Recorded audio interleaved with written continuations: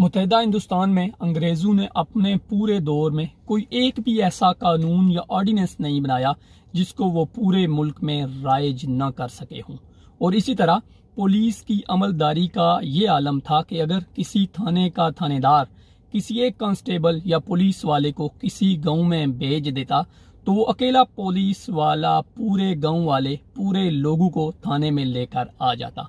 और किसी शख्स की ये हिम्मत न होती कि वो उस अकेले पुलिस वाले के सामने सवाल करते, ज़बान दराजी करते या फिर उससे किसी तरह की भी बदतमीजी करते। जबकि आज हमारे यहाँ ये आलम है कि हम पुलिस वालों को ठुड्डे मारते हैं, इनके गिरेबान पकड़ते हैं, इनको गालम गलोच करते हैं और सम केसेस में इनको गोलियां तक मार देते हैं। ये क्या वजह है कि उस वक्त पुलिस की अमलदारी का ये आलम था और आज हमारा ये महकमा ज़वाल पजीर है।